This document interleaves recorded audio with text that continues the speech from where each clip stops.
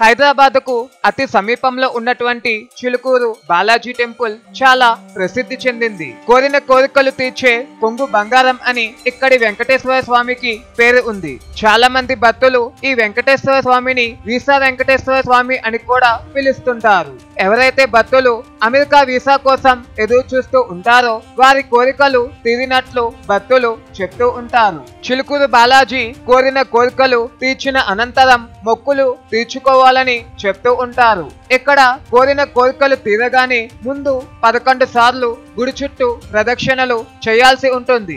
ఆ తర్వాత మీ కోరిక తీరిన తర్వాత 108 సార్లు ప్రదక్షిణలు చేయాలి. ఇలా చేసినట్లయితే స్వామివారు ప్రసన్నం అవుతారని ఆలయ పండితులు చెబుతున్నారు. అయితే స్వామివారికి 108 ప్రదక్షిణల వెనుక ఒక విచిత్రమైనటువంటి కథ ఉందని చిలుకూరు బాలాజీ టెంపుల్ ప్రధాన అర్చకులు సౌందరరాజన్ ఇటీవల ఒక ఇంటర్వ్యూలో తెలిపారు. అందులో ఆయన ప్రధానంగా చిలుకూరు బాలాజీ స్వామికి 108 ప్రదక్షిణాల వెనుక ఉన్నటువంటి పరమార్థాన్ని తెలియజేశారు. ఇక అసలు కథలోకి వెళ్లే ముందు ఈ వీడియోకి ఒక లైక్ చేసి మా ఛానల్ ని సబ్స్క్రైబ్ చేసుకోండి. ఓ రోజు తమ ఆలయానికి చెందిన పండితులు ఒకరు ఆలయం ప్రాంగణంలో బోరుబావి తవ్విస్తున్న నేపథ్యంలో నీరు పడాలని స్వామివారికి వేడుకొని ప్రదక్షిణలు చేస్తున్నారని, అలా 11 ప్రదక్షిణలు చేసిన అనంతరం బోరుబావిలో నీళ్లు పడ్డాయని, అయితే సదూరు పండితులు 11 ప్రదక్షిణాలు అనంతరం కూడా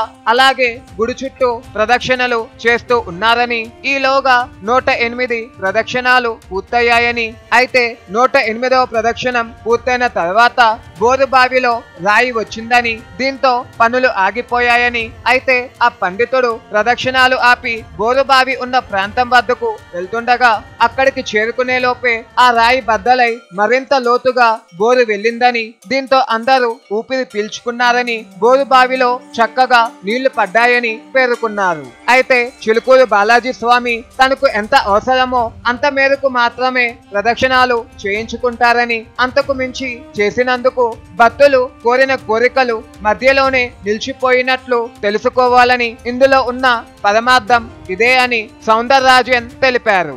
అయితే చిలుకూరు బాలాజీ స్వామి ఆలయంలో 11 ప్రదక్షిణాలు చేసి కోరిక కోరుకోవాలని, ఆ తర్వాత కోరిన కోరిక తీరిన అనంతరం 108 ప్రదక్షిణాలు చేయాలని, అప్పుడే స్వామివారు ప్రసన్నం చెందుతారని ఆయన పేర్కొన్నారు. ఇక ఇప్పటికీ దేశ విదేశాల నుంచి భక్తులు చిలుకూరుకు తరలి వచ్చి ప్రదక్షిణాలు చేస్తారని ఈ సందర్భంగా ఆయన తెలియజేశారు. సో ఇది ఫ్రెండ్స్, ఇక మీలో ఎంతమంది చిలుకూరు బాలాజీ స్వామిని దర్శించుకున్నారో కామెంట్ సెక్షన్ లో కామెంట్ చేయండి. ఇక ఇలాంటి మరిన్ని ఇంట్రెస్టింగ్ న్యూస్ కోసం మా ఛానల్ ని లైక్ చేసి సబ్స్క్రైబ్ చేసుకోండి. Thank you.